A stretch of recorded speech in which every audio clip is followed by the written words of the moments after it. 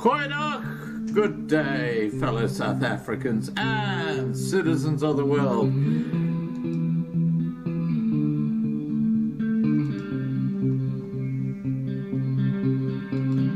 Goeiedag, good day, fellow South Africans and citizens of the world. I've been looking around for the truth. Looking around, all around me I see frustration, and I looked all over till I found you. I sit and listen to your stories,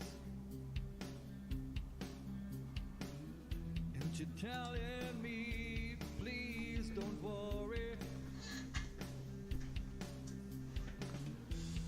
Lot in this world you should know, and love in life is where you should go. If you're looking for somewhere to go, and if you're looking for someone to know, if you're looking for someone to guide you, if you're looking for someone to know, will guide you, if you're looking for someone, I know that life outside is so hard. Looking for someone to know, there's a lot of things that can tear you apart.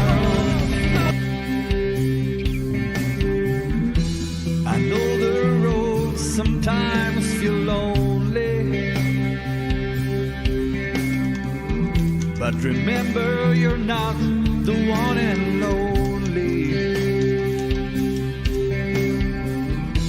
There's always someone there to help you, a helping hand to pull you through. There's only one thing you should do. Take my hand and join the Love and Laugh crew. If you're looking... Goeienaand, good evening, fellow South Africans and citizens of the world. And I do apologize for, as MHD correctly says, we had a little loop there, but I got rid of it. Cut it in the thrust. Anyway, tonight I'm talking to Muzi and Colyn, and we're going to be having an open discussion on topical issues largely related to South Africa. But one of them that relates to the entire world is just what is going on when it comes to our freedom of speech.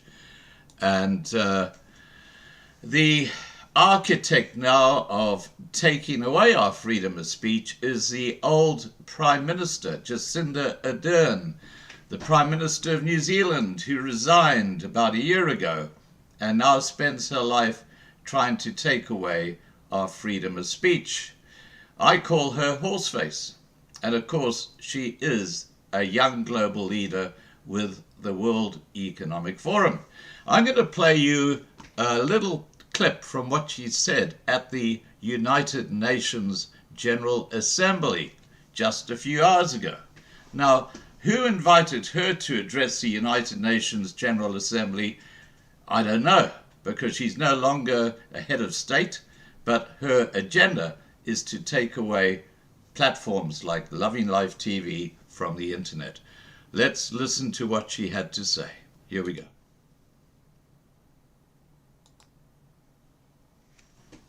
This week we launched an initiative alongside companies and non-profits to help improve research and understanding of how a person's online experiences are curated by automated processes. This will also be important in understanding more about mis- and disinformation online, a challenge that we must, as leaders, address. Sadly, I think it's easy to dismiss this problem as one in the margins. I can certainly understand the desire to leave it to someone else. As leaders, we're rightly concerned that even the most light-touch approaches to disinformation could be misinterpreted as being hostile to the values of free speech that we value so highly. But while I cannot tell you today what the answer is to this challenge, I can say with complete certainty that we cannot ignore it. To do so poses an equal threat to the norms we all value. After all, how do you successfully end a war if people are led to believe the reason for its existence is not only legal but noble? How do you tackle climate change if people do not believe it exists?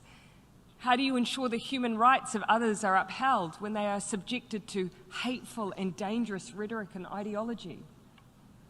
The weapons may be different, but the goals of those who perpetuate them is often the same: to cause chaos and reduce the ability of others to defend themselves, to disband communities, to collapse the collective strength of countries who work together. But we have an opportunity here to ensure that these particular weapons of war do not become an established part of warfare. In these times, I'm acutely aware of how easy it is to feel disheartened. We are facing many battles on many fronts, but there is cause for optimism, because for every new weapon we face, there is a new tool to overcome it. For every attempt to push the world into chaos is a collective conviction to bring us back to order. We have the means. We just need the collective will. Okay, there's old horseface, Jacinda Ardern. Yeah, she's the leading architect trying to take away freedom of speech. She's always been one of Klaus Schwab's little pupils and completely bought by, as Colyn calls it, Triple X, big business. All right, talking about Colyn and Muzi, let's get the guys on, shall we? We can get into this discussion about what's happening around the world with a focus on South Africa.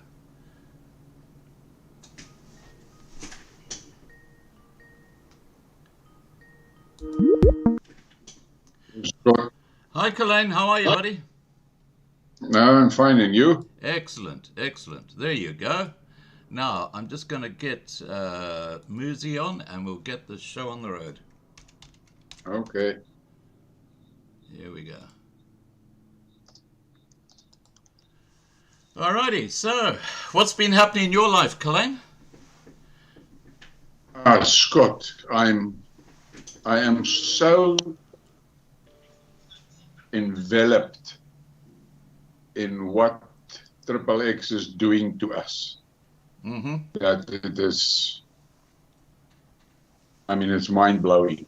And what really disturbs me the most is that it looks like the ordinary people do not see and realize where they're pulling us. Yeah, no, I get it, totally. Muzi, good to see you, buddy.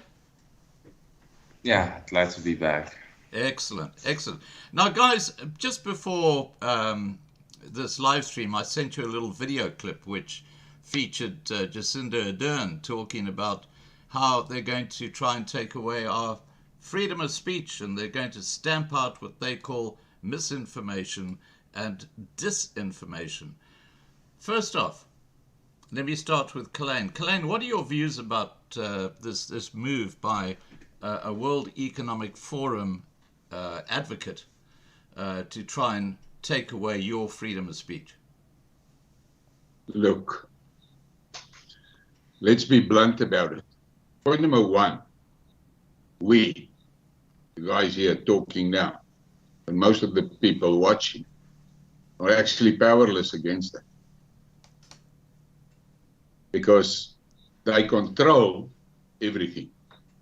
I'm sitting, to give you an idea of how ridiculous it is, I'm sitting with a situation My YouTube channel has been demonetized because they Google, don't recognize the official ID book that the Department of Home Affairs issues in my country. You're joking. They have decided only the plastic ID card or driver's license is valid.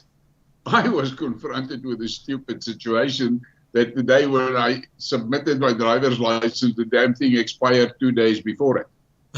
But the reality is, the fact that the driver's license has expired doesn't expire my ID. I'm still the same guy, I just don't have a license. Yeah. And that is what they do. And I gave them the link to the Home Affairs website that explained in details what a South African ID is. Not acceptable. Yeah, that's crazy. And that is where our problem is. Then the reality is this, that look what they are doing now to that English guy. What is his name? Russell Brand. Yes. Look at that. They're going to cancel that guy. Yeah. With bullshit. So I tell you where I actually just want to be the devil's advocate here, because with Russell Brand, that guy, I have my concerns about him. There's a video of him with Noah Harari, which I put up on Loving Life TV a few days ago. And he's all over Noah Harari like a rash. You know, oh, I know you love me and all this sort of crap. You know who Noah Harari is, don't you? yeah, I know. But can I answer you on that one? Yeah, go ahead. I do. My skid marks, I talk a lot about the difference between Russia and China and the West. Yeah. And just last night on my Telegram channel, a guy posts a collection of images of Putin with the Queen and with various of these WEF players and dodgy politicians and so, and then he implied that we must not be fooled. Now, my answer to that is simply this. How long has Putin been the president of Russia? Almost 20 years or something like that. He has seen 5 American presidents come and go. Yeah. He is the president of Russia. So obviously, the top leaders in the world will interact with him. And the fact that he's standing on an image, on a photograph with the Queen or with Schwab or with whoever, doesn't mean he is now in cahoots with Schwab. I get what you're saying. I get what you're saying, So, Colyn. But this is what they use, Yeah. Scott. This is what they use to paralyze our thoughts. Now, this Russell Brand thing that you say with him all over Harare, from what I see, you know, I don't know Russell Brand, but from what I have seen of him, that guy is actually a dangerous fucker. For the simple reason, he will fool you with his demeanor. Look, And he's actually a can I tell you who he reminds me of? He reminds me of Zelensky. That's who he reminds me of. Now, I want to move on from there because, I mean, look, there are actors out there, and I think Russell Brand is one of them. Now, Muzi, I want to ask you your views on misinformation and disinformation and this freedom of speech issue. Okay.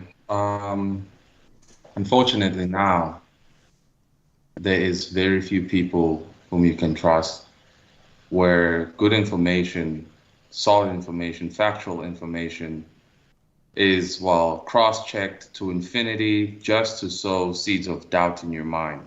1 + 1 is 2. They'll write an article saying, are you sure about that? There have been new studies found that 1 + 1 is actually 45. If you actually look at it from the perspective, it's endless. You know, they've purposely done this to paralyze anyone who's trying to work themselves out of this maze of intellectual chaos. And they've set up actors everywhere in schools of thought for people to associate themselves with in a tribal manner, as to like, I'm in favor of Russell Brand. I'm part of the Russell Brand crowd. It's no different to a football game, a soccer game, in which I support Man United. I support Chelsea.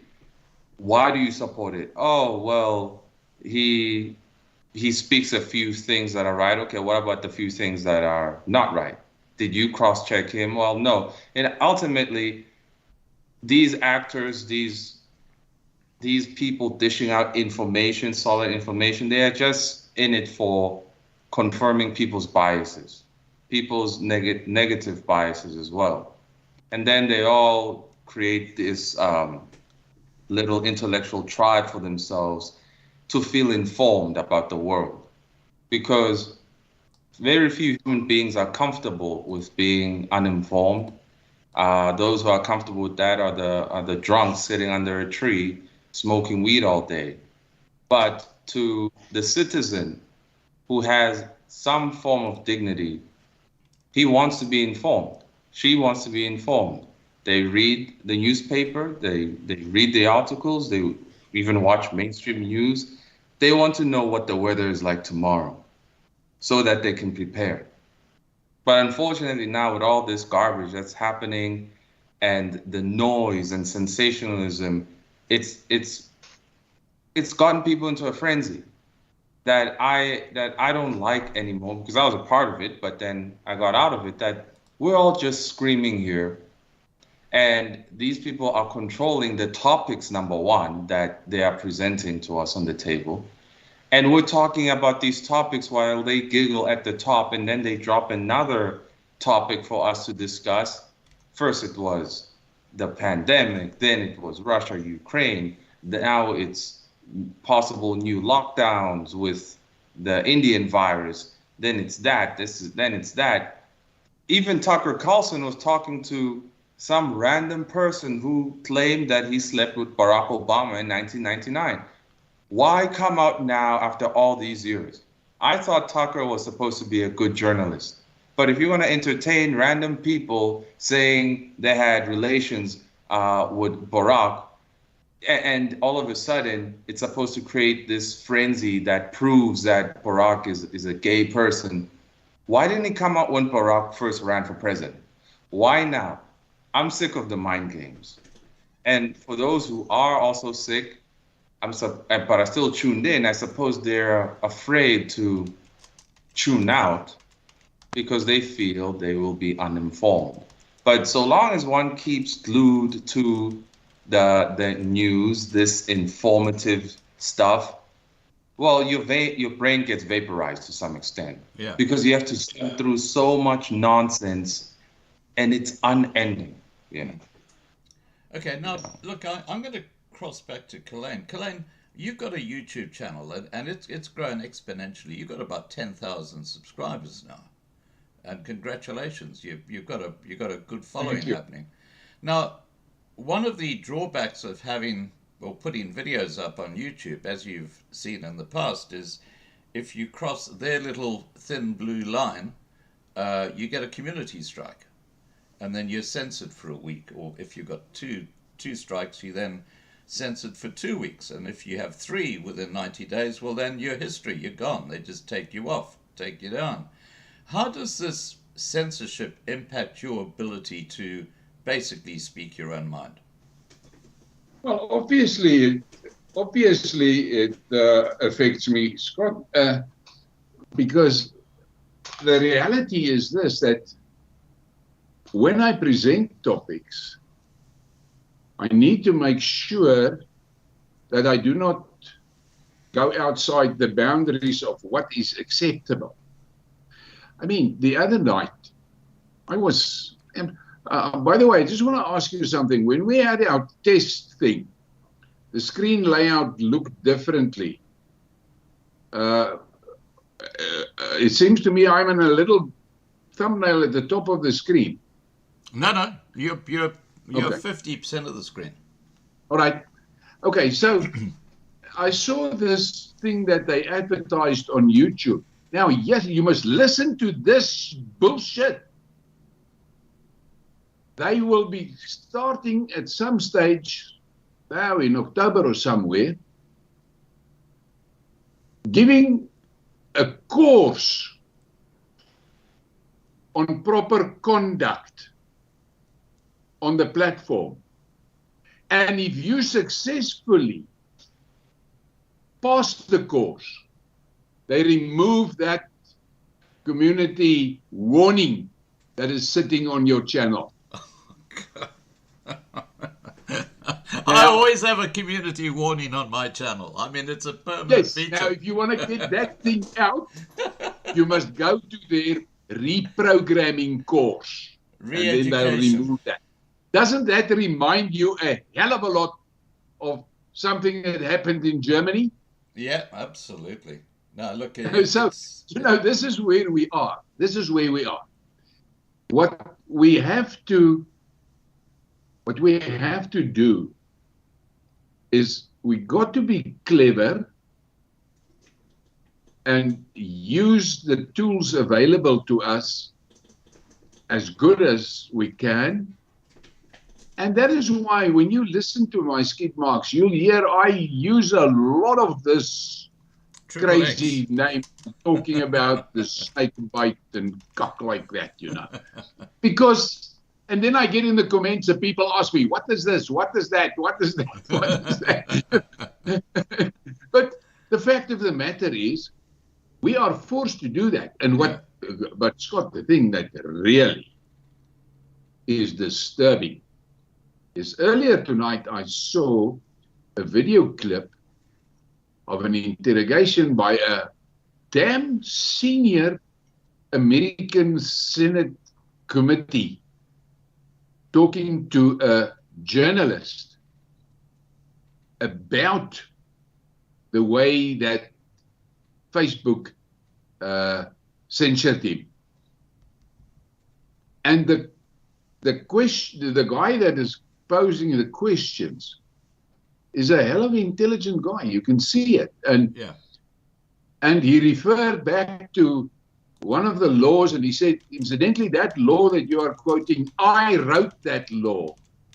And it's all about this freedom of speech thing. And I listened to it, and I think to myself, that is now in the supreme chamber of Western democracy. But they've got these inquiries in that, but nothing happens.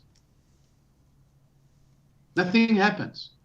Well, they have these inquiries on the pandemic, and it is quite obvious that there was a lot of bad things that was done, and what happened, and what was hidden, and what was fraud, and all that. But nothing happens. Harare can sit on the TV and explain to the world how they're going to reduce us. Schwab can stand up and he says on a public platform, access to water is not a human right. And the people hear these things, but it doesn't sink into their minds of what does it actually mean. And I've listened now to what Muzi was saying about that Barack Obama thing. I just want to point out to him, before shooting Tucker Carlson down, that specific evidence was given just after Obama was elected, and it was drowned and buried by the CIA. That's why you see it now. Okay. Now, But Yeah. just on that point, Colyn, what you're actually saying is that there are things you would like to talk about on your skid marks, but you cannot talk about because you've learnt where the barriers are. And if you put a foot over Sure. that barrier, then they give you a community strike. Yes, that is the thing. Yeah. Now you must understand. I've got a Rumble channel, and I've got a channel on locals. Mm-hmm. The problem on locals, I can never monetize on locals because they only support a specific thing. I can't remember what they call that thing of theirs, but that's not available for South Africa. Yeah. And I've communicated with them about that, and that's the story. On Rumble, I don't understand. You know, it seems to me that the broad public are not so sold on Rumble. Because if I look at some of the, the more popular guys, the really giants, and they publish their videos on YouTube and on Rumble, and you look at the views they get on YouTube and you look at the views they get on Rumble, there's a massive difference. Not a slight difference, a massive difference. Oh, yeah, absolutely. I don't know why. But look, I've got to tell you that on Loving Life TV, our top viewed video has nearly 1 million views now. 1 million. That's on Loving Life TV. Now, there are very few YouTubers who've got a video out there which has had even a couple of 100,000 views.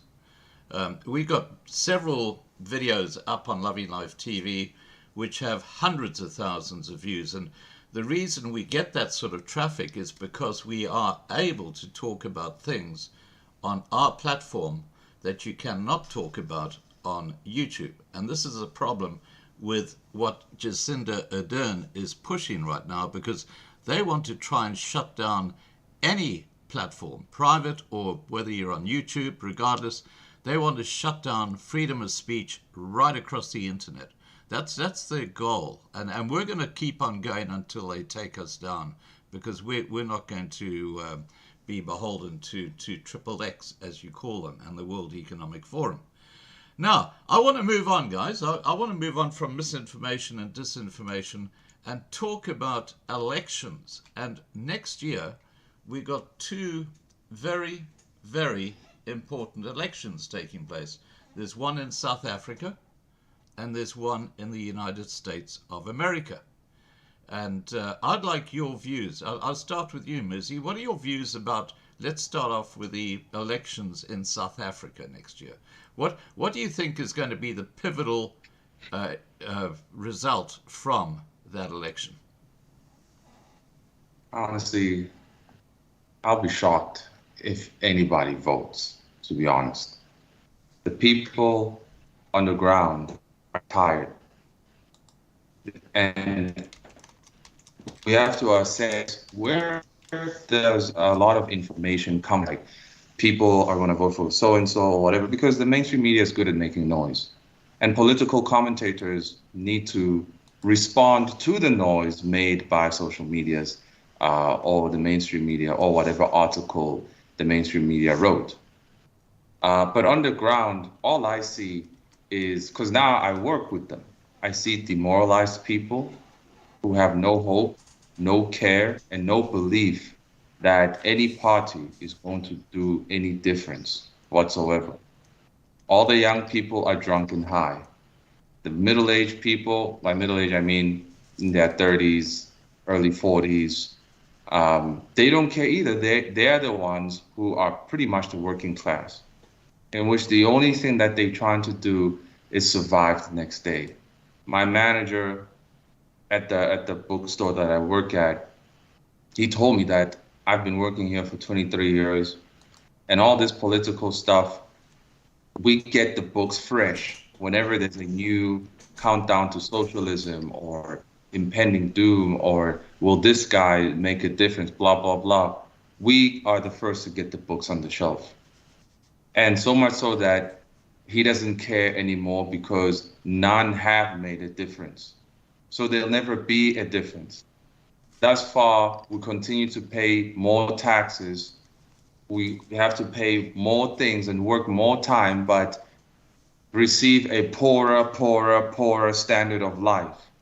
And no politician has mentioned that fact. How can you work the same hours or more hours but receive less, or receive the same amount but things are more expensive? No one's addressing these problems, so who the heck is there to vote for? The morons such as Malema screaming with his racism and stuff. In reality, it does exist, because I was going for a jog the other day in town, and these two black guys just came out of this house that has no grass, it's just pure desert.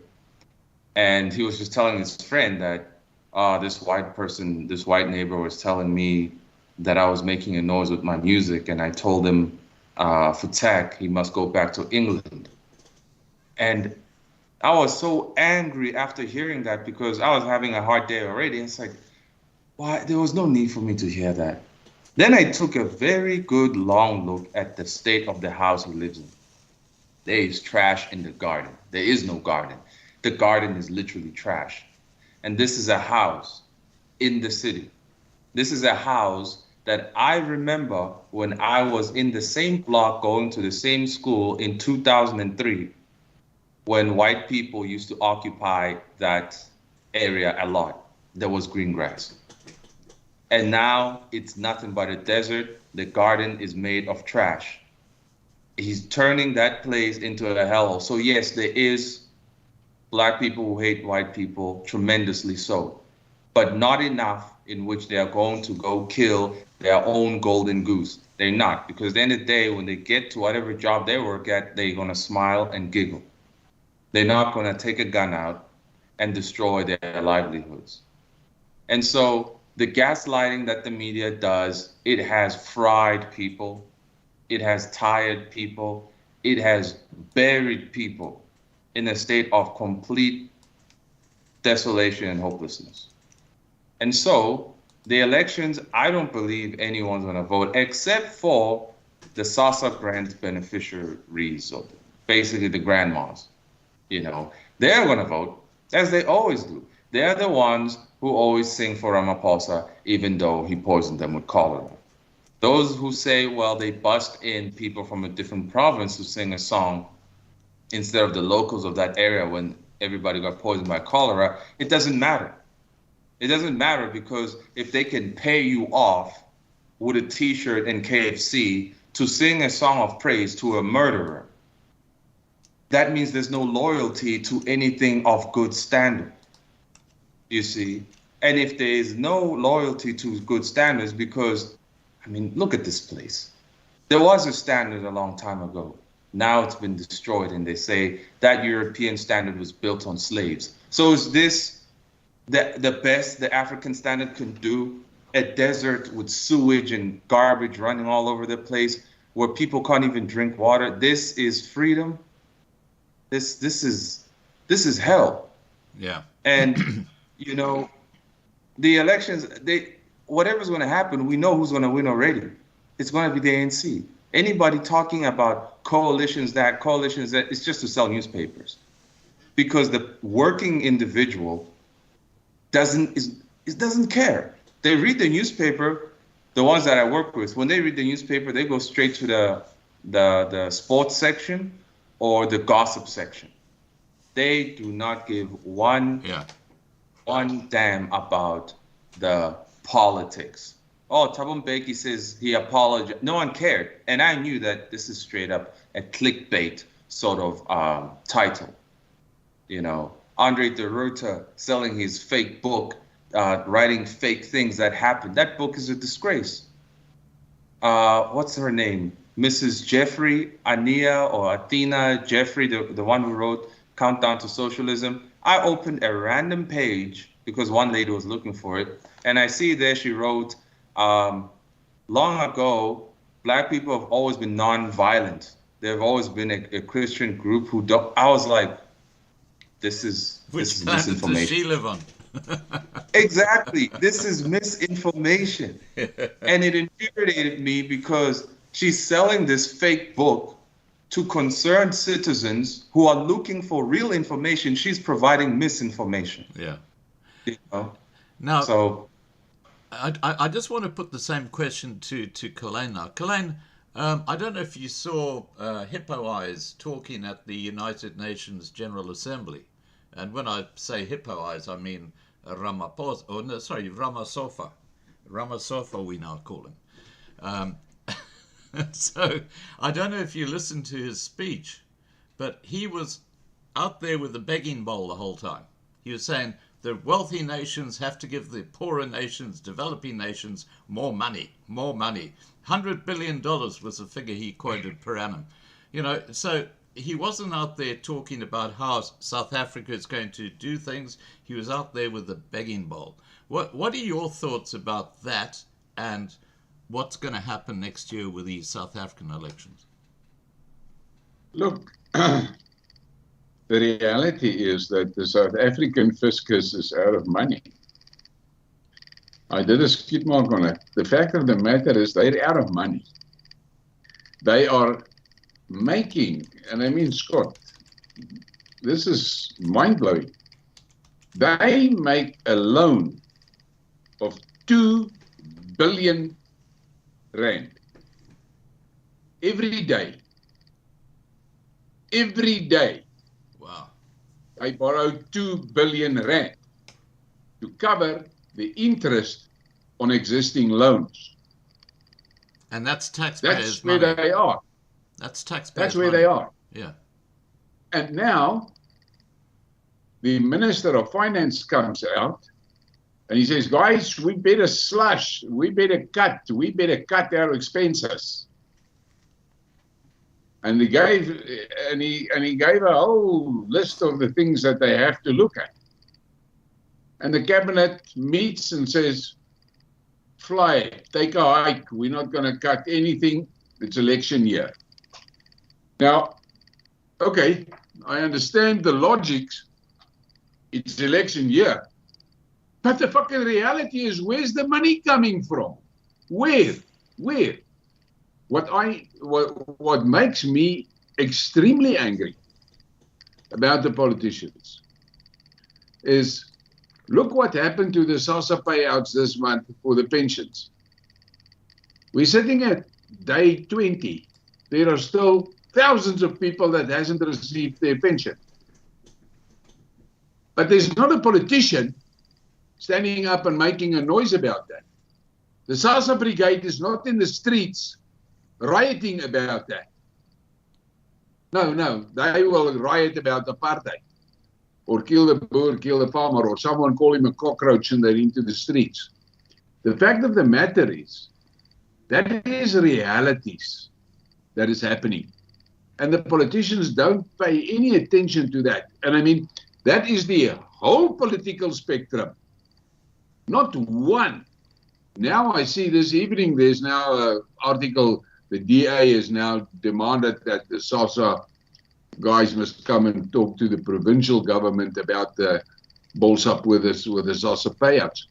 I got one of my supporters sent me an article, and it's an old lady. She's 77 years old, black woman that went to that SASSA pay point 4 times, and in the 5th time she was out of money for transport, and she borrowed money from some of that what do you call them, geldskieters? Loan sharks or something. Yeah. Yeah, she loans money from the loan sharks just to travel to the SASSA point. 3 days doing that. On the 4th day, they want their money back. She doesn't have it. They kill her. So, where is Malema then? Yeah. Where are those dancing red clowns in the pavilions? Why are they not in the street about that? Why don't they go and rip the Minister of Police out of his office and necklace him? No. They'll do that for a guy sitting on a beach in Greece and calling them something. Now, I just want to pick up on something that you said, because I was just shown this headline in today's business tech paper, and I'm going to share the screen with you, both of you. Hang on, give me a second. Let me just get that up. Here we go. Because this is really disturbing. Let me know when you see it. Yes. Okay, the headline is, "The Rand could hit 25 Rand to the dollar," economists warn. And it says, while positive global factors favor the Rand moving forward, some economists warn that poor governance could neutralize any benefit and steer the Rand to a new low against the US dollar in 2024. And I'm just going to quickly flash on the screen a Zim dollar note. I know most people have seen it, but that's what happened to the Zimbabwean dollar during Mugabe's time. That's $100 trillion banknote that I'm holding in my hand. That's $1 trillion. I'm a trillionaire, guys. Okay, just so you're aware, I'm a trillionaire. Okay, now, guys, getting back to this headline. What is a 25 Rand per US dollar value of the South African currency going to mean to people in South Africa? Muzi, I'm going to start with you. Well, for those who know better, they'll understand that we are getting closer to the end of what's left of this country. To those who don't know better, they don't care. But ultimately, when I read this this headline, because 2 weeks ago I saw it say the Rand is strengthening against the dollar. And so now I read this saying that, oh, the Rand could hit 25 Rand next year. I feel gaslit. I feel that you're trying to sell newspapers. I feel that you're trying to drive traffic to your website. So which one is it? You see, I feel disempowered even reading that, because at the end of the day, how's it, okay, it might be one thing to inform people, but you are informing them of their doom. I've somewhat have gotten tired and have been demoralized of such headlines in which there is inconsistencies. 2 weeks ago it's this, now it's that, and then I'm pretty sure a month from now it'll be something else, you know?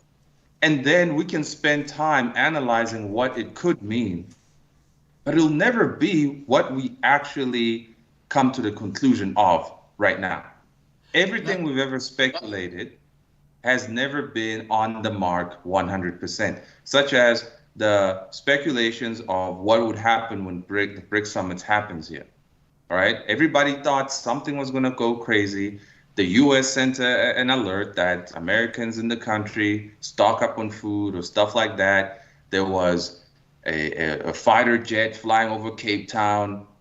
All of these things that was able to seize our attention, to drive traffic to websites and commentators. But in reality, what happened? Nothing. Muzi, you know? Muzi, I just want to focus on a particular point, okay? We're talking about a Rand at the moment, which is below 20 Rand per dollar. If it goes up to 25 Rand next year per dollar, that's a 20% increase in everything that you buy, okay? Because that's what's going to happen. Now, on top of that, the South African government, and I think Marlena put a message in here that for every litre of oil or fuel that you buy, 30% of that goes by tax to the government. 30%. So that's inflating the price of travel by 30% to pay the taxes, which go to pay the debt. So what's actually happening is the taxpayers are now paying the debt of the totally incompetent manner in which the South African government have run the country, which is why there's such a huge debt burden today. So my point is this, that next year, the price of food, if you think it's bad now, this time next year, if it goes up to 25 Rand per US dollar, you can add 20% onto the price of everything that you buy in South Africa next year. And just like Zimbabwe, if it keeps on going that way, as Muzi has correctly pointed out, in a couple of years' time, the Rand won't buy you anything. Tell me what you think a 25 Rand per US dollar, the impact that will have on people on the ground in South Africa. Muzi, over to you first, and same question to you, Colyn. Okay. I've heard already people are complaining everywhere about the expense of food right now. Even I'm complaining. Before you could buy a couple of things with 100 Rand, now you better buy a couple of things, maybe 2 items. Everybody, even the cheapest supermarket, which is Boxers superstores, the people who buy there are complaining. One time I went to the garage and the women in there were complaining, saying we shouldn't let our kids visit their cousins anymore because obviously there will be an expectation of food. Let's think for our friends, let's think for our family members that food is expensive, so let's withhold with the visits.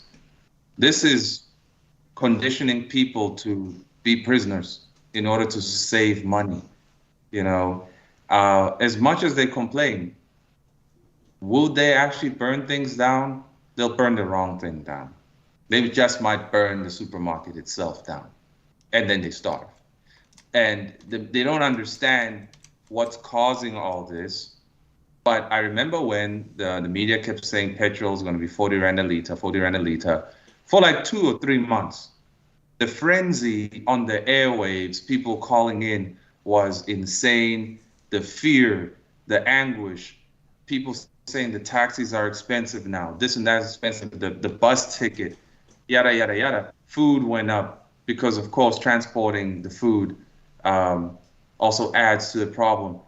And people complain greatly. And a lot of people are living under their means, but if it really does go up next year, I think there's going to be more people dying in silence. As there was a recent article about a woman in Eastern Cape who killed herself and her children because she couldn't deal with the poverty anymore. She poisoned everyone, including herself. And of course, this wasn't an isolated incident. It happened prior last month, and it's not really the first time. So there are a lot of people just switching out silently. So, now, Colyn, same question over to you. And considering the fact that next year is an election year, what impact would that also have on the ANC's chances of getting back into power? Look, Scott, I can do a whole show for you just on that. But because I think the big thing that people are not really getting is South Africa is an exporter of minerals and agricultural stuff. Now the exporters, and unfortunately, or by design, I say it's by design, the South African industrial base has been destroyed by the ANC. But I think it was destroyed by XXX, basically. Because what that achieved was to get millions of people unemployed and onto the SASSA.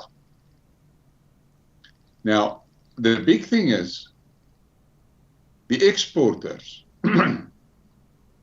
are smiling.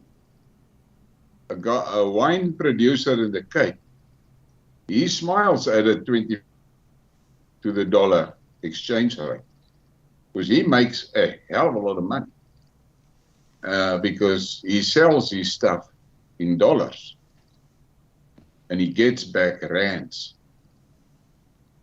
Now, there was 2 weeks ago, Marlena was very anxious about the fact that the ruble, they said the ruble fell. But then I explained to her why the Russians allowed the ruble to get weaker. Because they are a major exporter. And if they sell a barrel of oil at $60, when the exchange rate is $1 to 75 rubles, they will get X rubles. The exporter gets rubles. He doesn't get dollars. He gets rubles. And when it goes to 105 rubles to a dollar, he gets 25% more for his oil in rubles, because he pays his wages in rubles and he buys all his stuff that he needs for his operation in rubles. So he gets more rubles.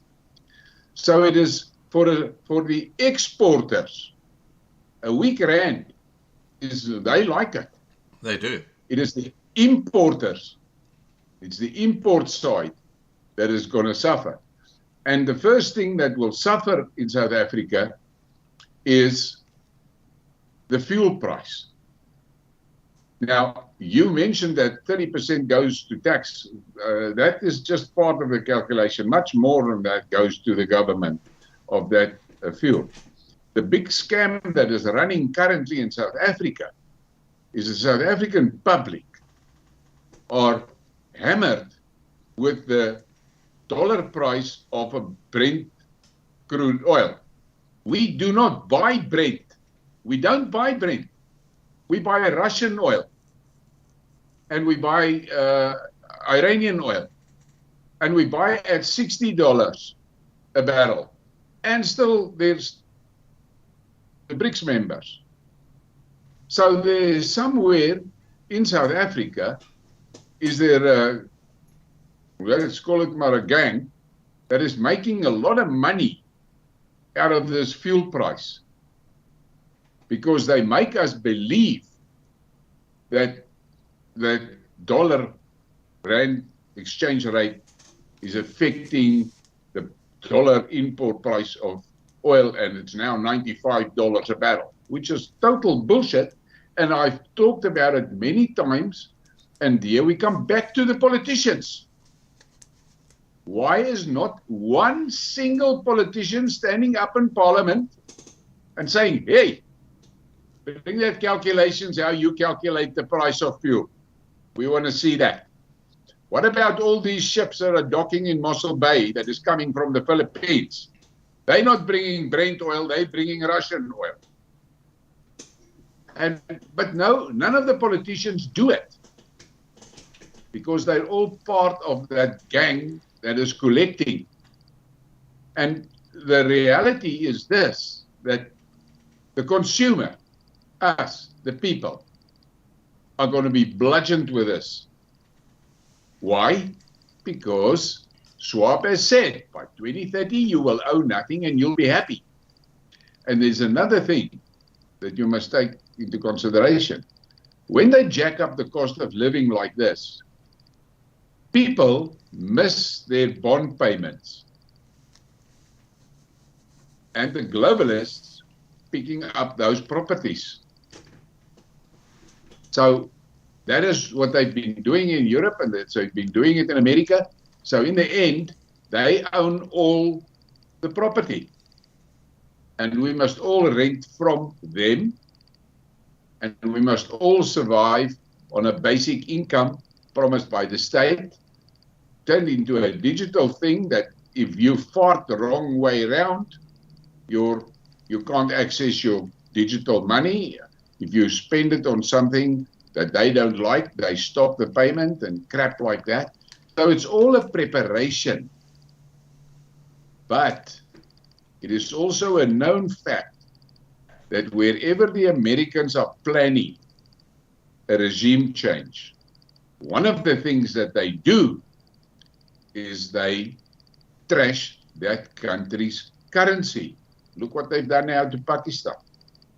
The Russians is helping the Pakistanis by bartering, and they're really trying to keep the Pakistan economy afloat.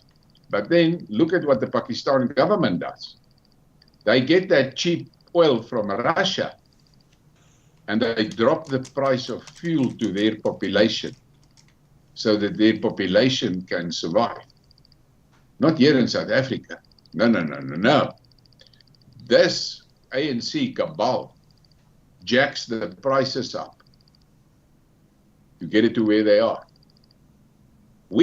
I've got information that I cannot share yet publicly because it's court cases that are pending and so forth, but there's a lot of things that is happening in the back rooms on the manipulation of the rand, and there's a lot of things that is happening with this bullshit around the fuel price. And then this afternoon, I listened to a guy, I'm now trying to get an interview with him, and he was talking about one of the plans of the globalists, of this New World Order, is a conglomeration block of Southern African states from Kenya south. And part of that plan is that Zimbabwe and Zambia must be the food baskets. And for that to work, they cannot have high food production in South Africa. So their aim is to end up with 40,000 food farmers in South Africa, and the rest must go. And what that will do to the cost of food to the population cannot be explained easily. But you must try and imagine it and go and look at what happened to Yemen. And so starvation is one of their plans into reduce, because you must understand in the end, one of the goals of XXX is 85% of the useless eaters must go. Yeah, die. They must go. How are they going to let them go? They tried it with a snake bite, but starvation is a nice tool that they use, and they're not scared to use it. So to say the rand will go to 25 rand, the thing that I see that we must not leave out of the calculation is the Stellenbosch mafia. They will lose a lot if that rand goes to 25.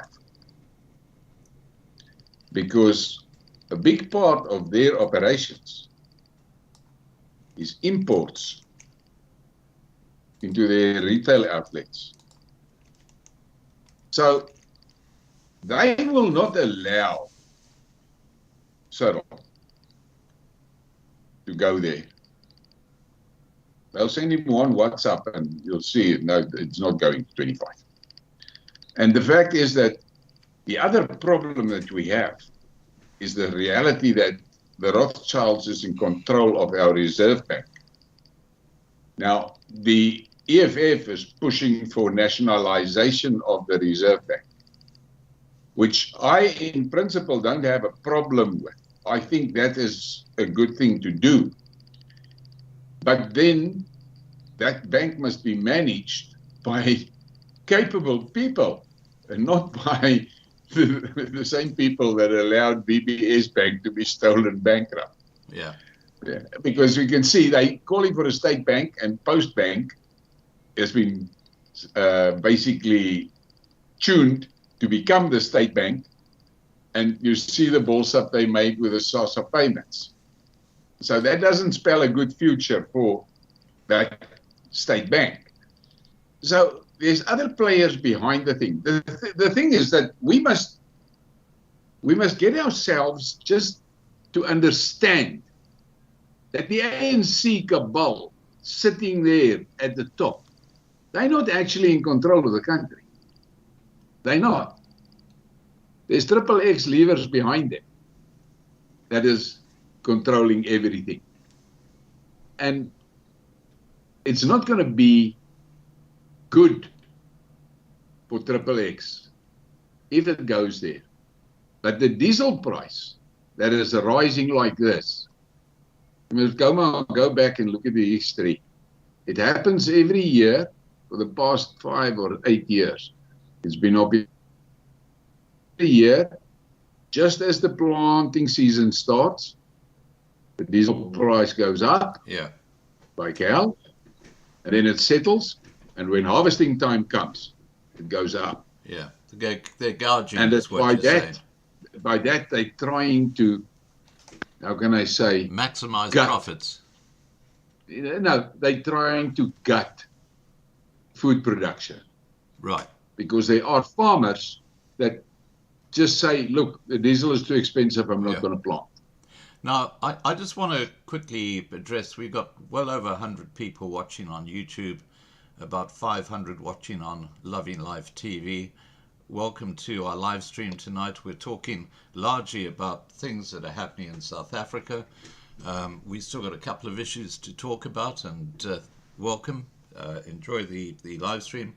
And if you haven't already done so, please register on lovinglifetv.com, which is our own platform, which is free of censorship, and we cover subjects that you cannot cover on Censorship City. And like Colyn, I'm going to leave it at that. You guys can work out who I'm talking about there. Now, Muzi, over to you. You've heard what Colyn had to say about the impact of this increase of the 20 Rand to 25 Rand to the dollar, and the suggestion that they're not going to allow that to happen. What are your thoughts on that? And also, what I'd like you to touch on is the countdown to socialism that you've been referring to as well. So let's just respond to Colyn's comments about the Rand value, and then let's go into this countdown to socialism in South Africa. Over to you. Well, I hope Colyn is right. I hope they don't allow it, but I don't see a reason why they won't allow it, because it coincides with the countdown to socialism. That phrase, countdown to socialism, is by that Dr. or Mrs. Jeffrey, the one who wrote the book. And allowing this to happen seems like would be in the favor of Triple X and the ANC, so they can nicely, equally distribute wealth to, the poor people, so on and so on, their social justice policy. Doing this is going to fulfill what they want, So I don't understand when Colyn says they won't. I hope he's right. I don't want them to, but the way I see it is that they can. Will it be next year? Maybe not next year, maybe later on. But socialism is, what they're trying to achieve everywhere right now. And eventually, we know what it's going to be like eventually, under the mercy of the digital system and so on. So sadly, I'd say there is a strong possibility that maybe it reach 22 Rand, not 25, but 22, 23, pushing at 24, but ultimately the damage will be done. And they are going to blame white people yet more and say, oh, we need to take more. We need to increase VAT. We need to blah, blah, blah. All these things to steal from the taxpayer. More, and more. And then they increase the SASSA grant money because they said they're going to do it. I'm not sure if they have done it yet or not. Even the 350, they said they're going to increase that to 600. I don't think they have done that as of yet. But if they do this and everything goes up, automatically there will be a cry for the SASSA to increase as well, for the 350 to increase as well. And it increasing, you have to take more from the taxpayer. And so, unfortunately, socialism's tight grip begins to tighten itself around us. So it doesn't look good, but I do think they are going to get away with it. If not next year, maybe in 2 years. Right. Now, look, guys, I'm sure you've both heard of this new currency that they're bringing into South Africa. It's not the same as the bank account you have online where you can see a figure on your computer screen. It's called a central bank digital currency, and it's called PayShap.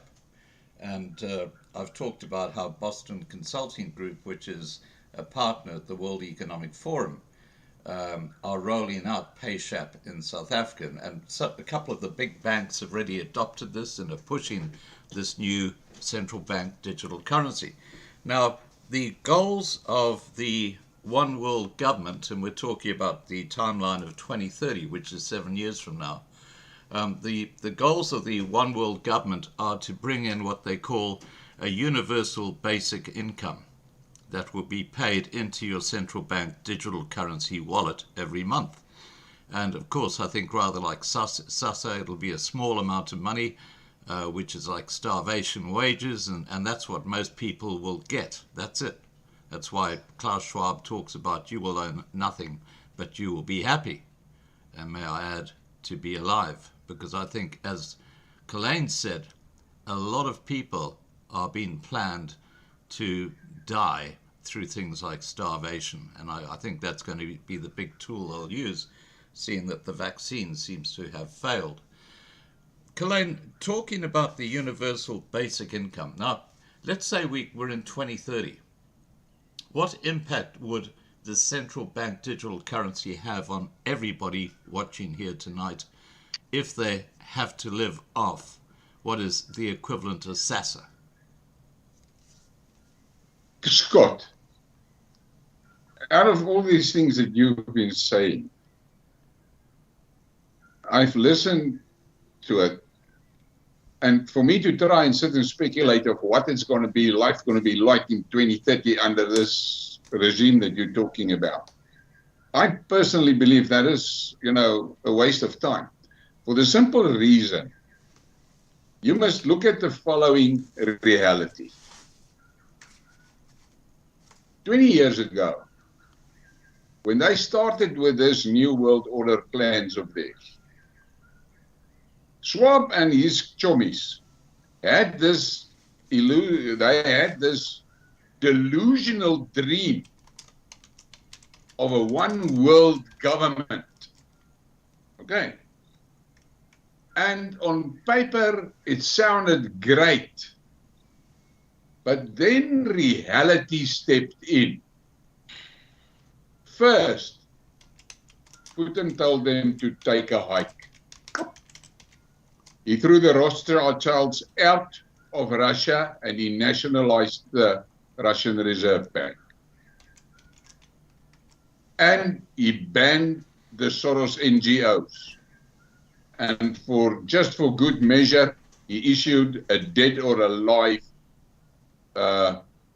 warrant for Soros. So Russia is out of that one world.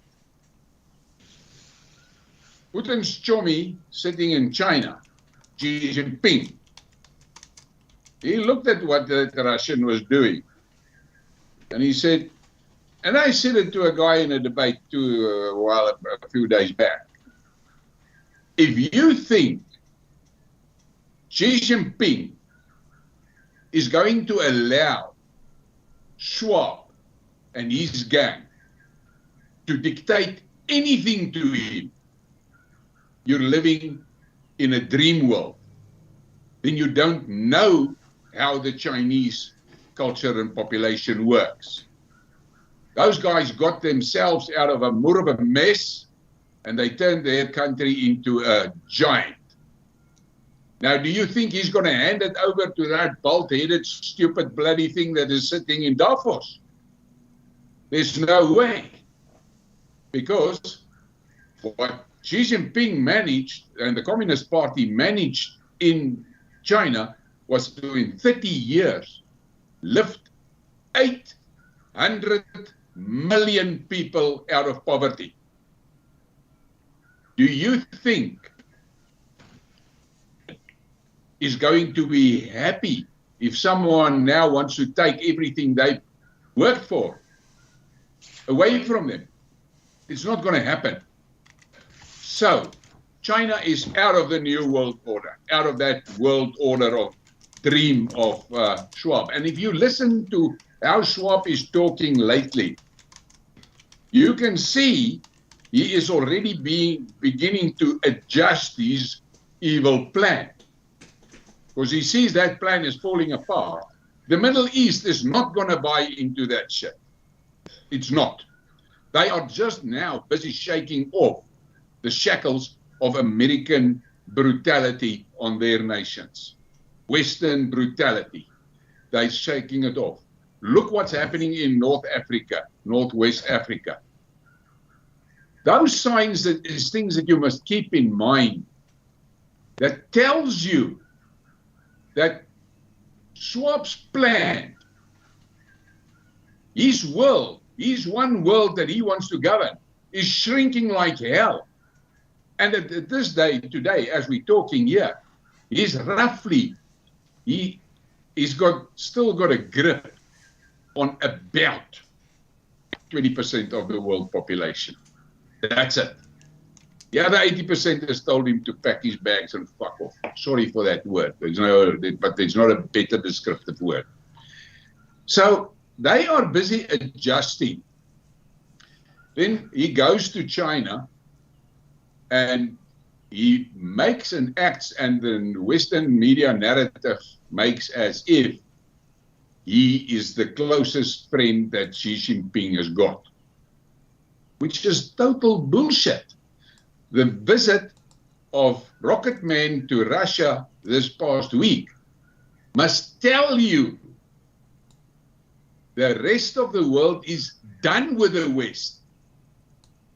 And this WEF cabal is part of the West. So I'm not too concerned about that, because that plan is not going to work. But when you look at South Africa itself, I've always said, the Africans that I grew up with are capitalists in their marrow. Just look at how quick they are to trade. Look at all the hawkers and informal traders. And when they get a half a chance, they trade.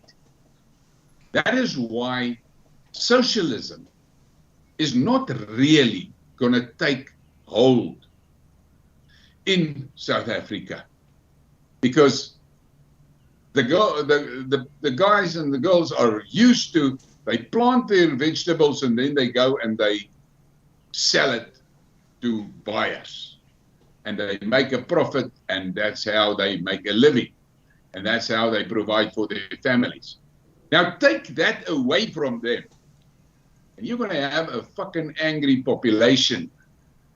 The problem that we are facing with now, Muzi talks about increasing SASSA. This government is going to default on its loans within, my opinion, months. Okay. Now, all of us should take a look what happened to Greece.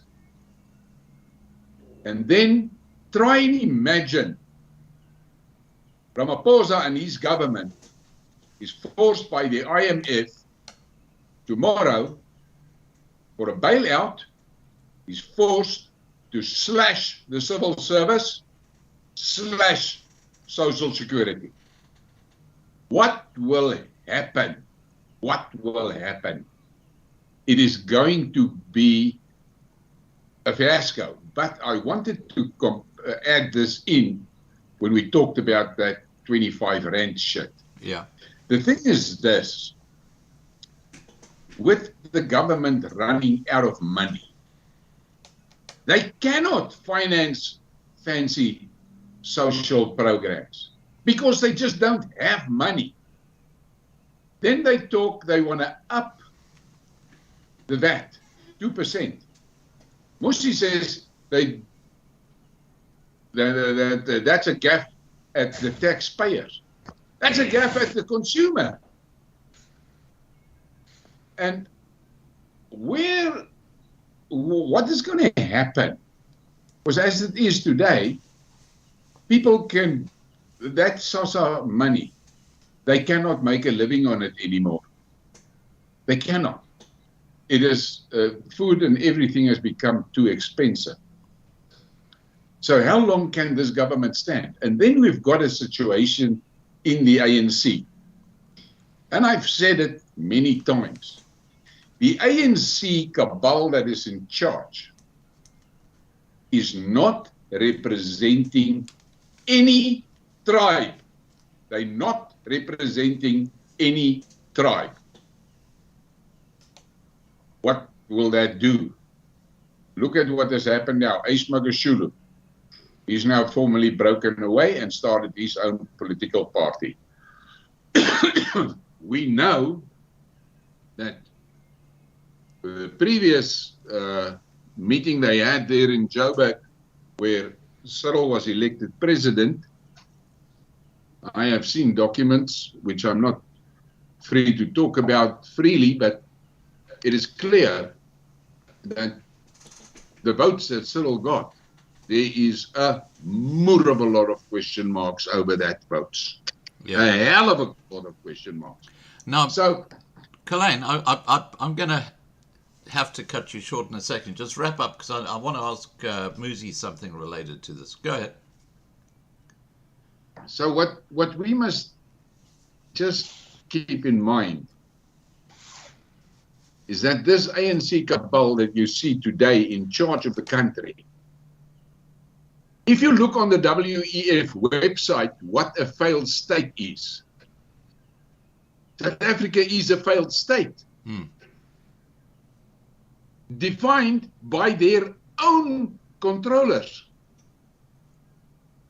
So I cannot see,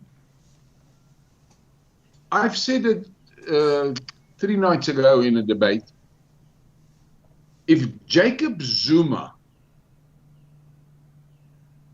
stands up tomorrow morning and he declares formally he's going back to Inkatha, the ANC will collapse within a week. Now, Muzi said something about Ramaphosa and his story case and the fact that nothing serious happened with BRICS and so forth. The West was lining up their issues for South Africa, and they had 2 pillars. The one was arresting Zuma. And the Russians outsmarted them because, I mean, the crazy thing that the newspapers didn't even give much airtime to. Zuma goes to Zimbabwe, to some bloody international conference in Zimbabwe, as the formal representative and ambassador of Belarus. What the hell is that? Now, and then he gets on the plane to Moscow. Yeah. Now, Colyn, I just want to make the observation that most of the original 5 BRICS countries' leadership are members of the World Economic Forum. Just be aware of that, including Putin, who is a young global leader. And I just want to go You across. say that, Scott, and I'm going to dispute it. At a stage, those leaders might have had contacts with the World Economic Forum, but that young leader's bullshit shit of this, that's one of their dream plans. They can put your name on there tomorrow, and you've got no control over it. Well, let me just say this in response, Colleen, that at the very start of this video I played, or this live stream, I played a short clip where you had the ex-Prime Minister of New Zealand, Jacinda Ardern, who is a young global leader of the World Economic Forum, addressing the Yes. United Nations General Assembly and calling for freedom of speech to be scrapped around the world, formally. And this is Exactly. she is acting on behalf of the World Economic Forum. That's what she's doing. Now, Yes. okay. So look, we can discuss this a bit further later. I want to cross back to Muzi. Muzi, when we talk about the universal basic income and the central bank digital currency and starvation, what is your prediction about what's going to happen in South Africa as we move towards 2030? I disagree with Colyn when he said the people here are capitalistic in nature. The way I see it, they want to embrace this digital system because, hooray, now we're going to get a digital 350 every week. They don't have the foresight or understanding the consequences of embracing this thing. As there was a video of these women in Nigerian desert or wherever it was in Africa where they had to scan in their phone to see if they qualified to receive water coming out of the well. And when the water came out, they celebrated. And currently, as things are right now, the Sasa generation, they celebrate when they get their 350 by going to the liquor store. The ones who sell onions and potatoes in the streets, in the markets, those are people who don't really have a choice. And not all of them are actually, I thought they were actually planting in their own gardens and coming to sell. Turns out, from my niece, who's actually a farmer, she bought a farm because her father is a member of the lotto, the people who control the lotto. So they have a lot of money. She bought a farm, and she told me that how it actually works is those people buy the vegetables and stuff from them. They buy from the farmers, right? The farmer sells at whatever price just for those few items, because it's not like they bring a whole sack or a whole truckload of potatoes because it could go bad. They buy a certain amount every day, and then they have to sell that amount every day, obviously at a higher price to make profit. In 2020, I went to those market areas because I thought they would be cheaper. I saw a pumpkin of this size, right, or the size of this iPad, and it was 21 Rand. And I was like, I don't think this is cheap. And then the person I was going with at the time, she said, well, no, in fact, this is more expensive. If we go to Pick and Pay, you can get half the size of this iPad, but get 10 pumpkins for 50 Rand. And so I wondered, that's like, yeah, but this doesn't make sense then. If this is more expensive and Pick and Pay is cheaper and you get more, then what's the point of this? You know, at the time, she didn't have an answer. But my niece has let me know that these people work hand to mouth, right? And they do this because they have to.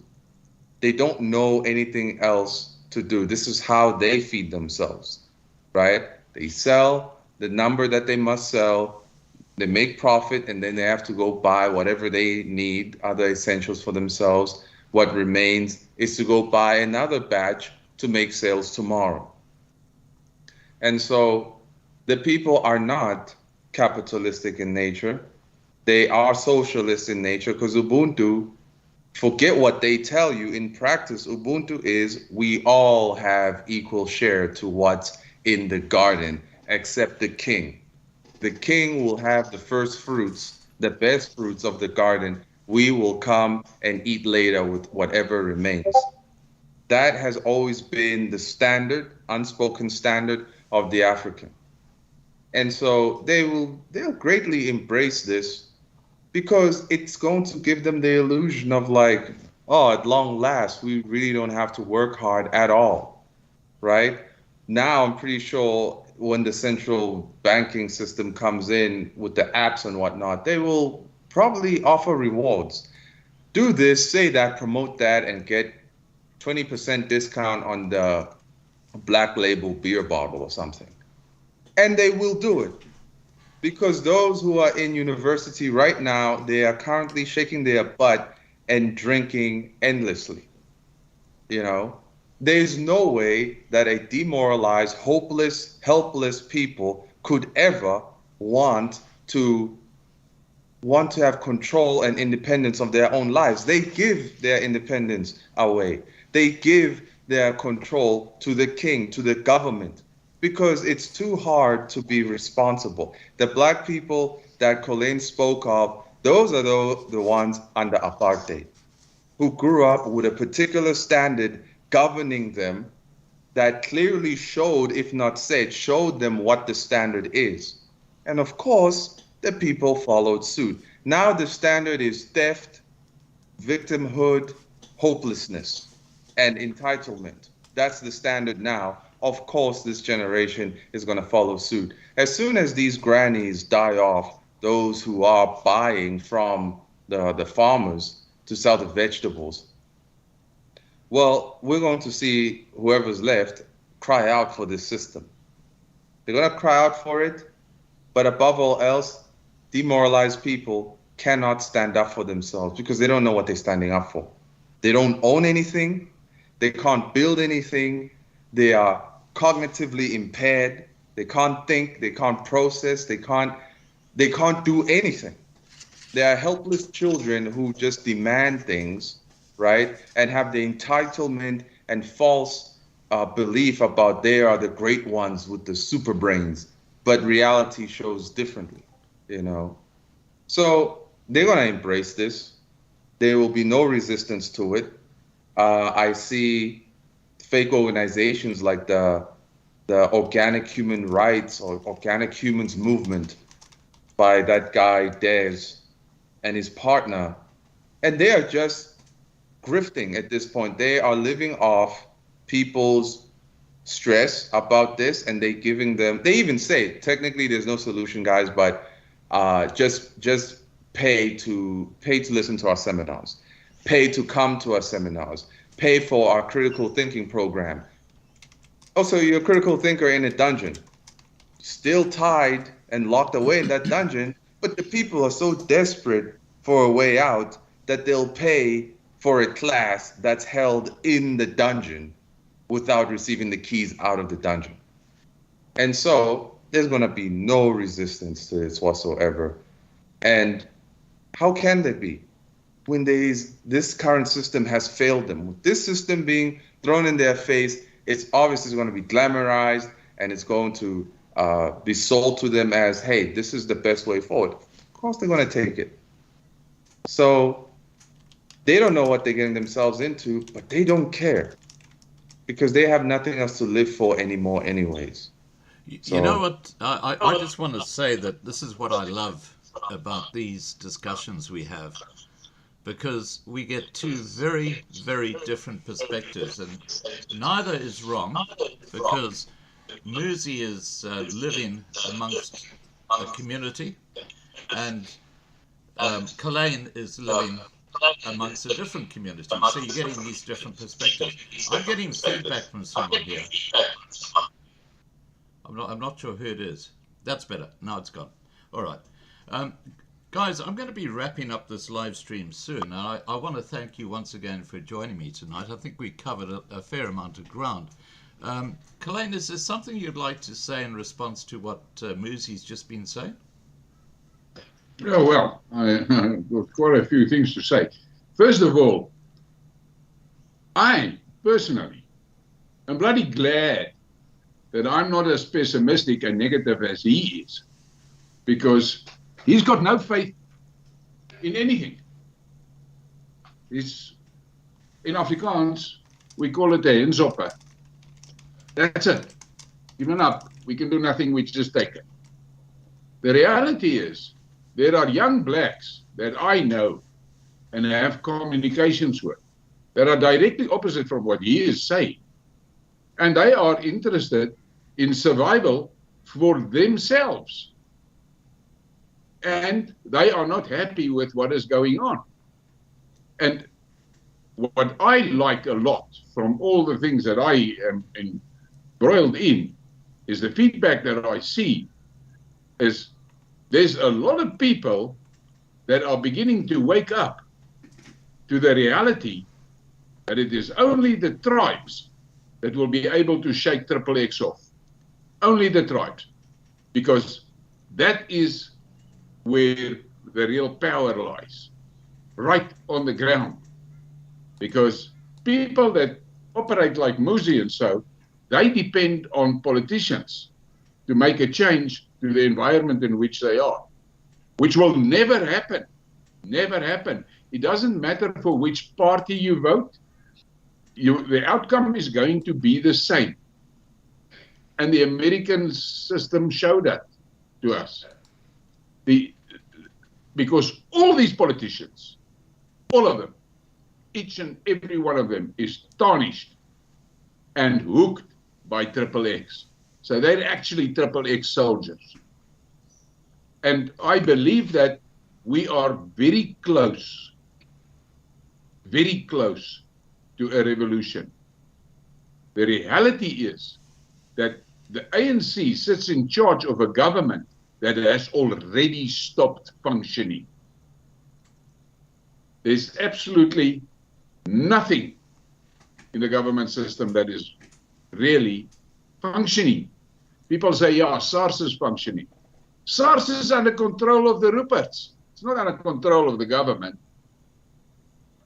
So, the Reserve Bank is under control of the Rothschilds and the Ruperts and the Oppenheimers. It's not under control of anybody else. So, this is the South Africa that we're sitting in.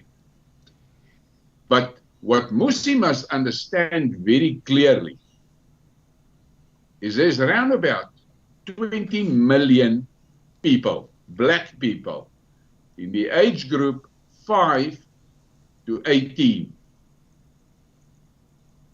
with no future, because they're not skilled or educated.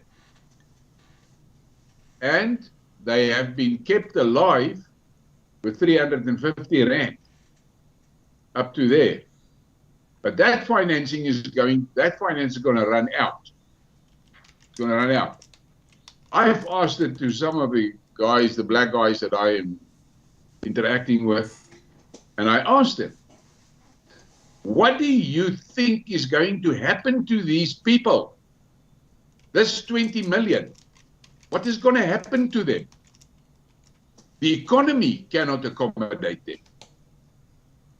The social system cannot cope with them because the social system is bankrupt.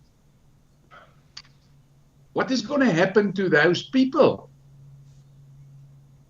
And it seems to me that there's very few black people that are actually asking themselves that question. Now, I see in this, if I talk about the sausage generation, I'm basically talking about people born after 1994. But I see here and there, I'm beginning to see voices of critical thinkers in that group that are beginning to question things. And if you watch the threads on Twitter after that Malema party, it was, to me, it was quite interesting to note, whereas 10 years ago, 90% of the people posting in those threads would be supporting it. And from what I have seen, the support for that is in the vicinity of about 20%, if it is 20%. The bulk of the people there was against it. You do have the extremists, and you will always have them. But they are in a small minority. And the reality is the state is busy collapsing.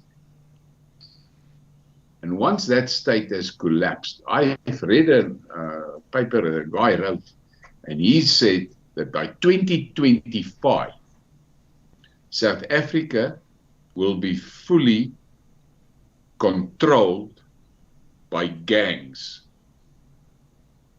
These gangs are going to have their turf, and they'll be in charge of it. Right. And then this afternoon, I listened to a guy that was talking. That was a guy that was talking about this thing of this conglomerate from Kenya down south and so forth. And he made a few other mentions. But something that he said was quite interesting. He said prior to COVID, and he's in the security operations, and he's a knowledgeable guy. He said prior to COVID, their estimates and calculations was that the gangs, the organized crime gangs, were numbered between 25 and 30,000 people. Wow. In those gangs. And he said their recent calculations is that the gangster population is now between 2.2 and 2.7 million. Wow. Now that is a massive amount of criminals that are not petty criminals. These are highly organized gangs. And they are active. We know they're active in Eskom. We know it. They're active everywhere. Yeah. And what is the most frightening thing for us as citizens is that a large proportion of the police force is part of these gangs. Yeah. Now, Colyn. And that makes it very dangerous. So I don't think Muzi say, they will up the SASA, and so it's not going to happen. It's just not going to happen. There is not money for that, and that's the end of that story. So that is not going to happen. There was something else that he said that I wanted to respond to. While you're thinking about that, I'm just going to go back to Muzi, and then we'll end off with your thoughts on whatever it was that you're thinking about.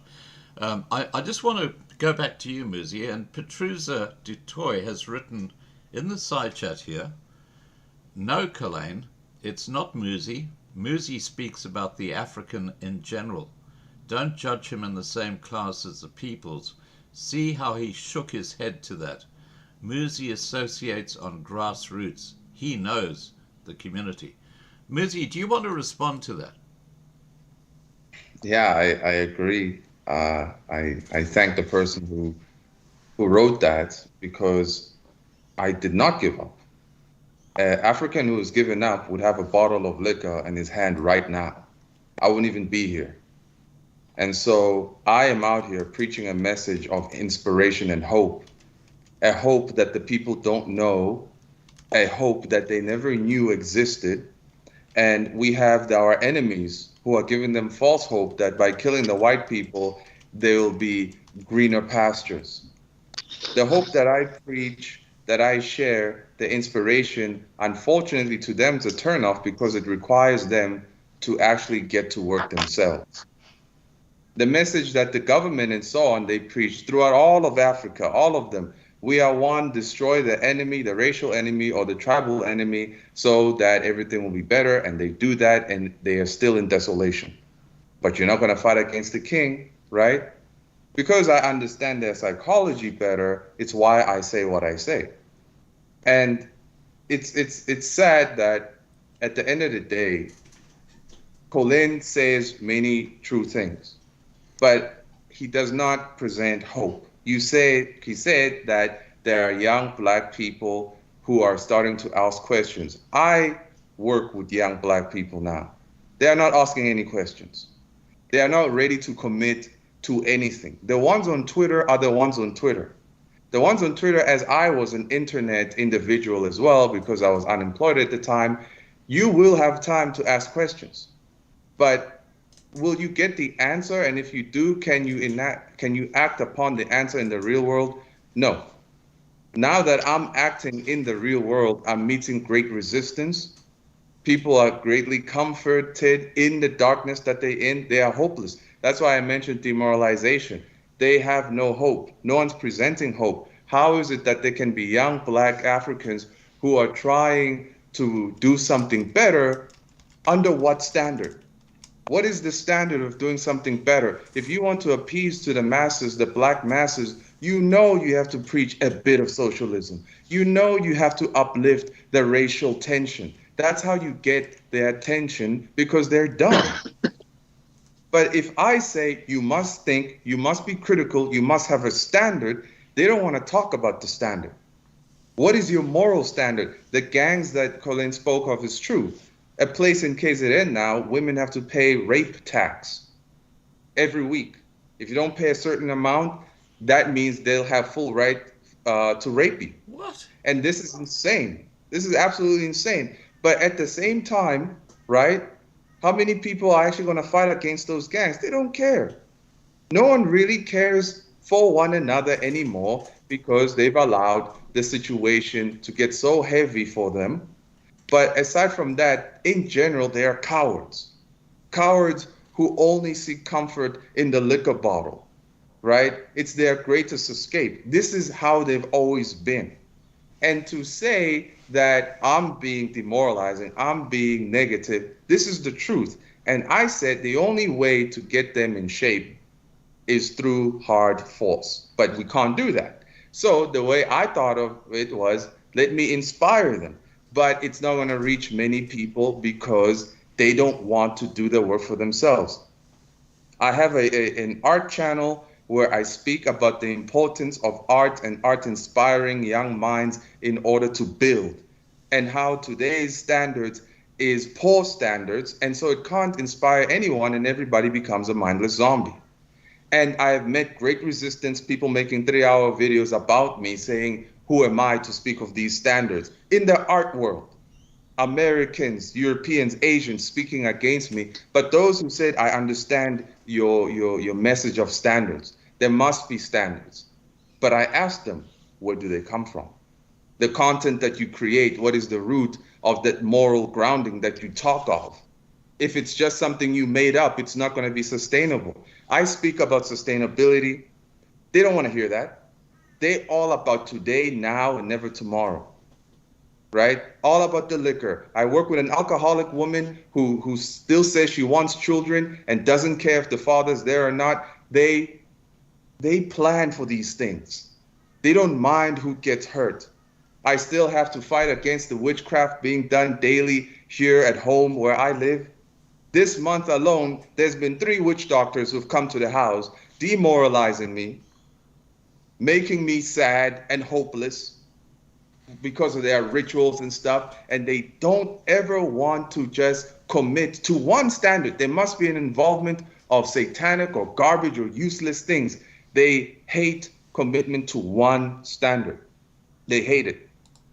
So I don't believe that these young Black Africans Colyn mentions, there is no way in the world that they know what they're talking about, because in order to get more people behind them, they have to mention, oh, white people did that. Just like Ike Kumalo, an advocate, a lawyer basically, who's greatly hated because of what he speaks against the foreign nationals and what they do here, right? But he's a hypocrite who has no moral standards and has lived a life of debauchery and has created consequences that he still preaches to the young.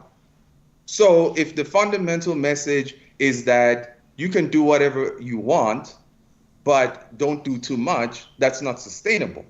It should be there are consequences to what you do. You do it, you get punished, and we should just stick to that.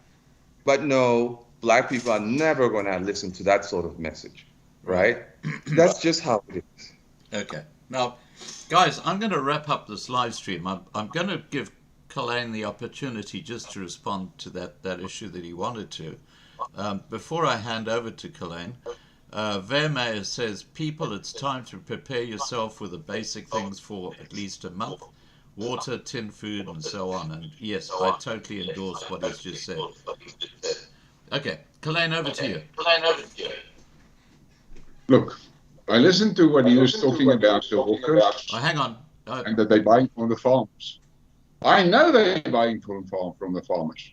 That has been the practice. I was involved in a little project in Bushbuck Ridge where we made it possible for the hawkers and the farmers to pay one another digitally by SMS and all of that. And then this pay shop thing that the guys are making a Moorse story about, the reality is, and this is something that sometimes infuriates me. People has now become so conspiracy theorist infected that they see evil in everything. I had a fight with a guy this afternoon about it. He sent me a video in which the guy made a hell of a long story of how G5 is going to basically destroy us all and so forth. And I said to the guy that sent it to me, okay, answer me one question. This cabal that is now putting up this G5 network, how will they escape that network? Tell me, how? How are they going to, because you're making a lot of stories here about the radiation. How are they going to escape the radiation? How? Because for that thing to work that they are preaching in this video, it must be a total global saturation of G5. So how are they going to escape it? And he came with a lot of stories, and I said to him, look, now you're talking shit. Because the fact of the matter is, they see evil in everything. The pay shop thing is a standard that are moving away from the old financial transactional standards that is in place since 1930, something like that. That is why a lot of changes couldn't happen to many of the systems in South Africa because of legacy systems that is in the system. The pay shop thing is doing payments with your currency. You have to have rands to use the thing. There's no digital thing there. Then they made a lot of stories about the BRICS currency. That is a lot of bullshit. That was a presentation that was done. Talking points, basically. The aim of BRICS is not, the BRICS Bank is not to bring a BRICS currency, because it is virtually impossible to put countries like South Africa and Saudi Arabia and Iran and China and India and Russia and Egypt into one monetary system, because the underlying realities of the different economies makes it virtually a nightmare to ever do proper exchanges, because that currency have to be supported by a commodity. That is what BRICS said. That currency will be supported by commodities to prevent any country from just printing more. So that is just a trading currency. That is how South Africa will buy from Iran, and Egypt will buy from Russia, and we've already have a problem that there's a lot of problems in that. They see now they've got a problem because Russia has said to India, whoa, we no longer want your rupees because we've got a problem. We're sitting here with a whole heap of rupees that we can't spend because we don't buy as much from you as what you are buying from us. We want you to pay us now in one. And so they're sorting those things out. But the guys are going total crazy and bananas now with PayShop and all of that. PayShop is just on the new digital banking backbone to make payments quick and easy. Because if you look at the PayShap thing, you will see it is going to be split seconds for you to pay a guy in India or pay a guy in Russia. Things like that. So we must stop allowing ourselves to get emotionally up about things that we don't really understand. The problem that we've got in South Africa is we've got a collapsing government. Now, if the government collapses, things are going to go bananas very quickly. Colyn? And that is where the tribes will have to wake up and grab their tribal land. Okay. And take control over their tribal land, because the government is going to lose control over everything. Okay. And that Colyn, is where we will see this problem of that 20 million people that I've asked Muzi about. Yeah, okay. Look, I do have to wrap up, but I just want to tell you that you are wrong about PayShap.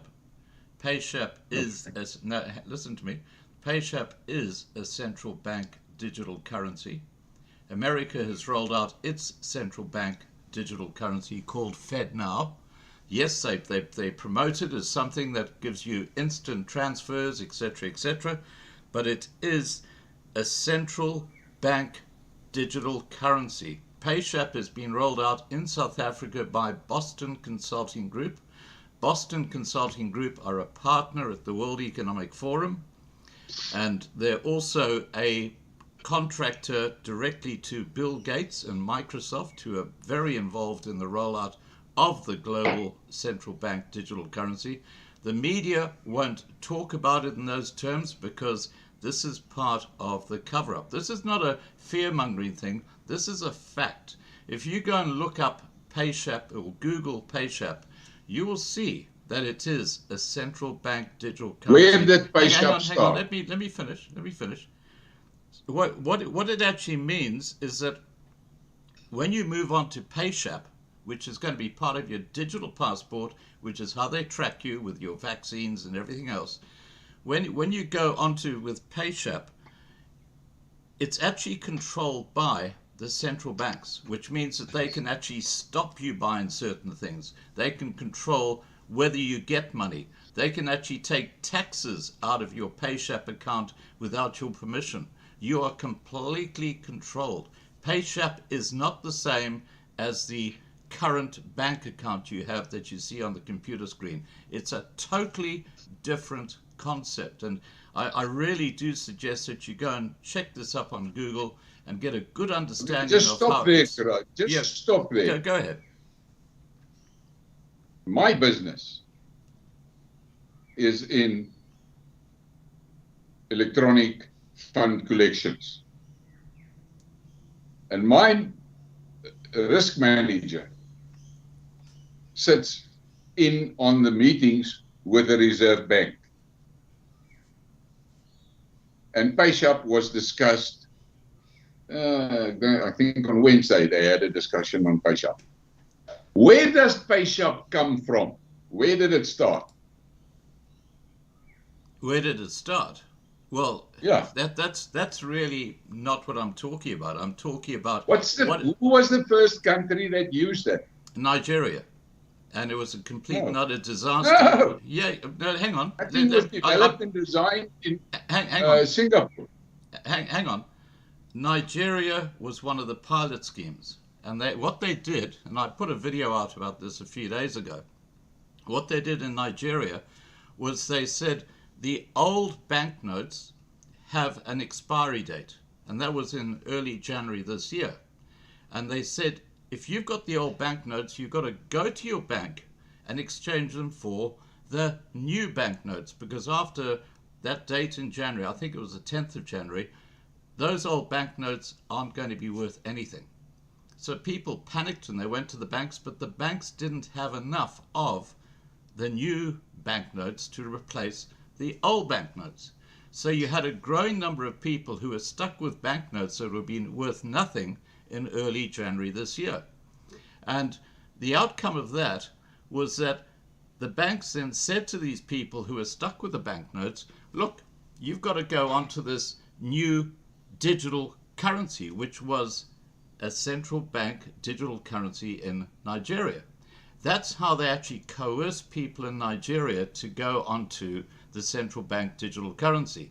And of course, Nigeria is having huge problems, like South Africa, when it comes to electricity, which means that all those people who've now put their money onto this digital currency, they can't use it.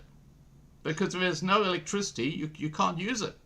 Same thing is going to happen in South Africa. But look, I'm not going to debate it here. I just want you to understand that PayShap is a central bank digital currency.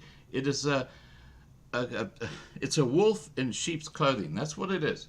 It's there to control you in the future. It's going to be part of this universal basic income.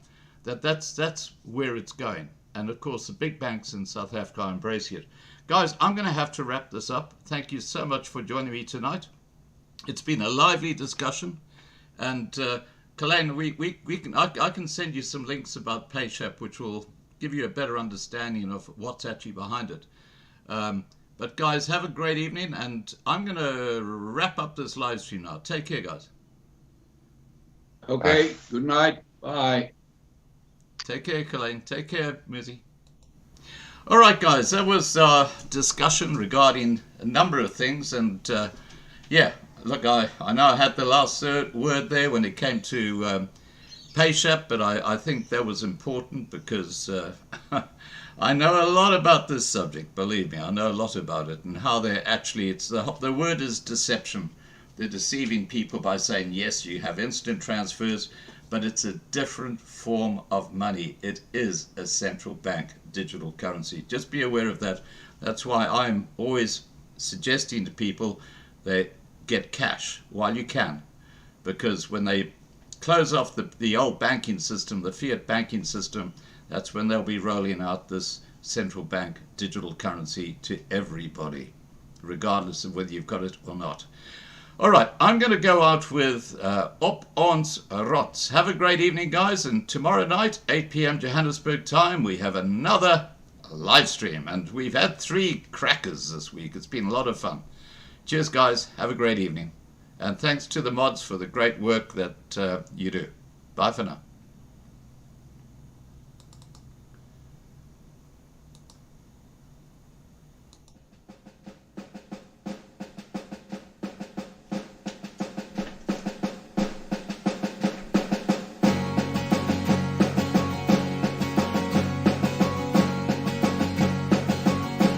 Ons loop hand aan hand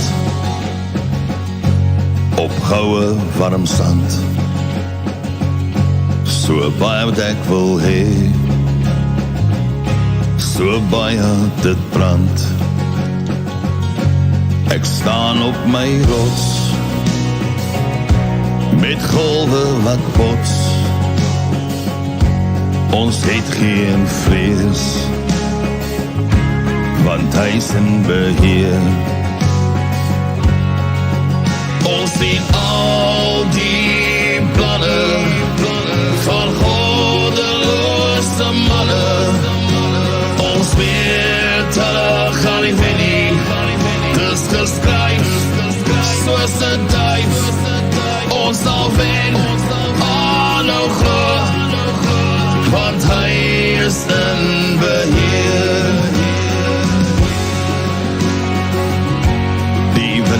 Waai sterk, dis kragte wat werk. Die gevoel in my hart, dis vrees wat wil brand. Ons is boere met trots, met my hand teen my bors. Ons ken geen vrees, want hy is in beheer. Ons sien al die planne van goddeloze manne. Ons weet hulle gaan nie wen nie. Dis geskryf soos 'n duif. Ons sal wen, aanhou glo, want hy is in beheer. Ons sien wat gebeur. sal ons nie steen. Kom slaan nog 'n keer. Ek is stil, want ek weet hy's in beheer. Ons sien al die planne van goddelose manne. Ons weet hulle gaan nie wen nie. Dis geskryf soos 'n duif. Ons sal wen, aanhou glo, want hy is in beheer. Ons sien al die planne van goddelose manne. Ons weet hulle gaan nie wen nie. Dis geskryf soos 'n duif. Ons sal wen, aanhou glo, want hy is in beheer.